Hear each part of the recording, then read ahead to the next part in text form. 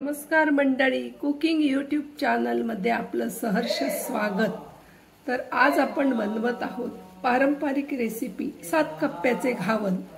त्यासाठी लागणार साहित्य आहे 2 वाटी ओलं खोबरं, 1 वाटी गूळ, 1 चमचा वेलची पावडर, 2 वाट्या धुतलेल्या तांदूळाचं पीठ, चवीनुसार मीठ। आपण रेसिपीला सुरुवात करूया।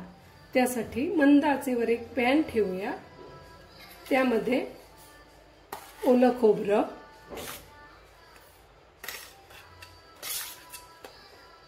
आणि गूळ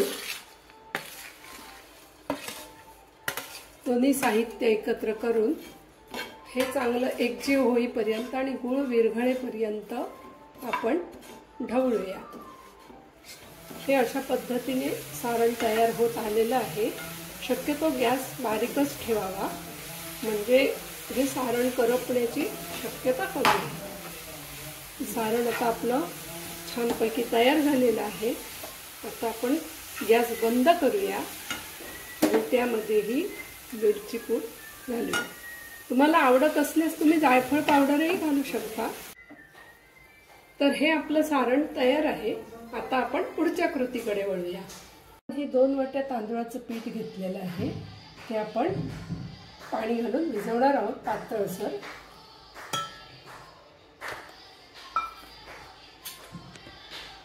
त्याला आवश्यक तेवढं पाणी घालावं। ते तांदूळाच्या प्रकारानुसार पाणी कमी जास्त लागतं, काहीला तिप्पट लागतं तर काहीला थोडं कमी सुद्धा लागू शकतं। तर ते आपण अंदाजे मी तुम्हाला दाखवते बघा, अंदाजे कितपत असावं। तर एकदम पातळसर झालं पाहिजे की ज्याने जसं लागेल तसं पाणी घालून घ्यायचं। हे बघा, साधारण हे एवढं पीठ पातळ करायचं आहे।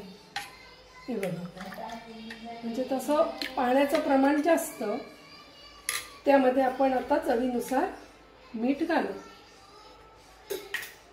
आणि पुन्हा एकदा चांगलं ढवळून घेऊ। गॅसवर तवा तापत ठेवूया आपण, आणि तवा चांगला तापला की त्याला थोडं तेल लावून घेऊ। आता हा तवा मी नॉनस्टिक वापरलाय, तुम्ही लोखंडी किंवा बिडाचा, ज्याला बिडा म्हणतो आपण, तोही वापरू शकता। त्याच्यावर तर अजून चविष्ट होतात। तवा तापलाय, तेलही आपण लावून झालंय। एका फुलपात्रात हे आपण जे भिजवलं होतं पीठ, हे बघा असं, हे जे पीठ हे तुम्ही असं फुलपात्राने घ्या आणि हे असं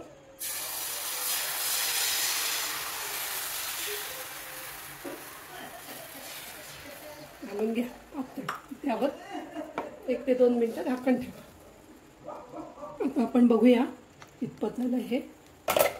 हा उचलला गेला पाहिजे।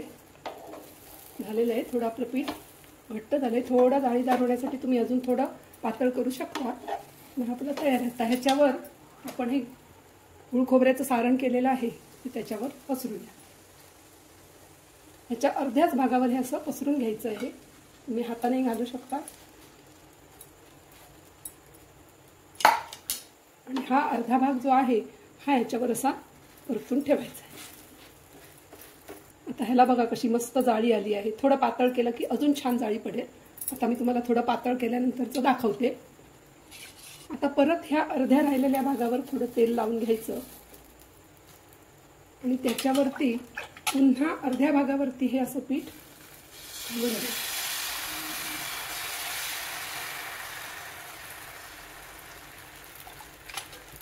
आणि त्यावर झाकण ठेवायचं 1 ते 2 मिनिटे।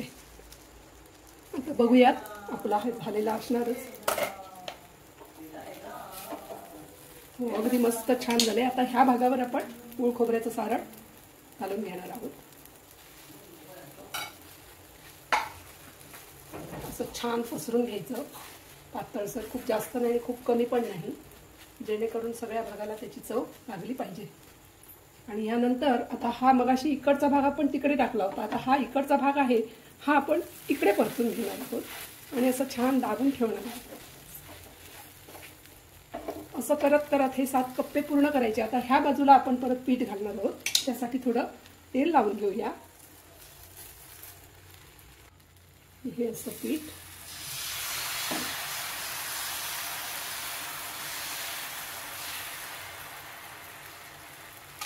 पुन्हा त्याच्यावर झाकण ठेवूया 2 मिनिटं.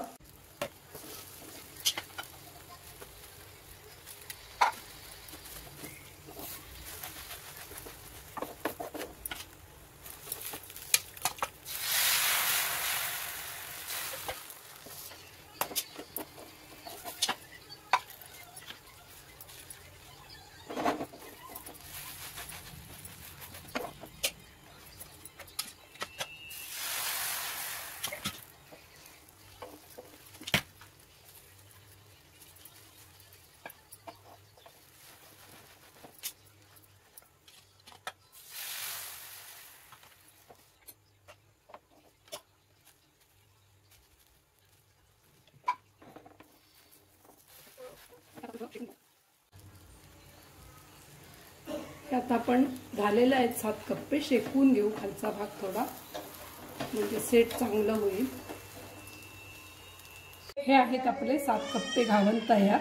त्यासोबत नारळाचं दूध आणि तुपासोबत तुम्ही सर्व करू शकता. कशी वाटली रेसिपी आम्हाला कमेंटमध्ये कळवा.